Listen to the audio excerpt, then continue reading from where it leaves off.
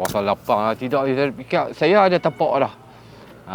Cuma saya tak jadi tak ubah kalut lah. Saya fikir saya sambil-sambil ni mohon kan.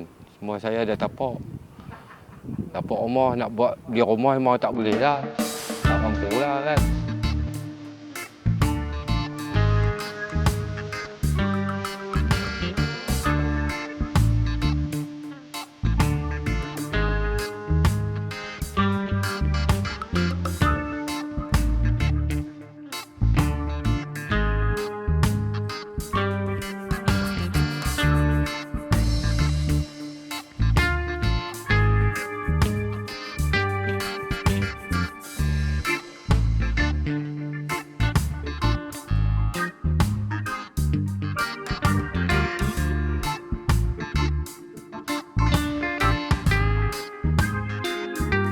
Surahan rumah program Sinar Lestari Yapi.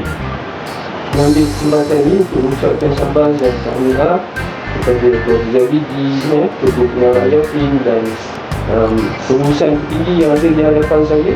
Saya bekerjasama dengan pihak Tuan Nadi Zaidi dan juga Tuan Ibu kita dan ICU dan bahagian pembangunan kerajaan di Pulau Pinang.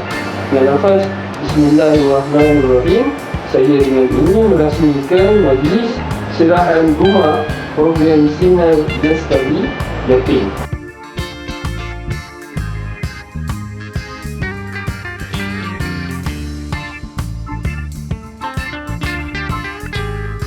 Saya Tahir bin Syihir, berumur 55 tahun.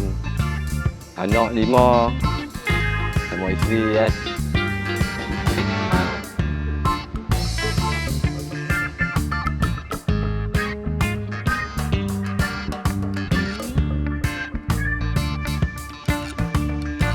Saya mohon rumah bantuan ni dapat melalui ICU.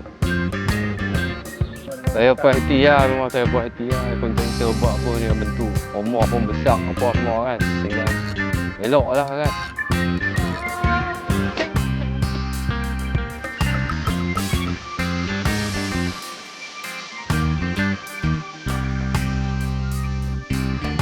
Ucapkan terima kasih banyak pada pihak yang bertanggungjawab lah, maksudnya Yapin, Lestari kan, dapat mengajak kita apa semua kan. Itu banyak hal saya ucapkan terima kasih banyak.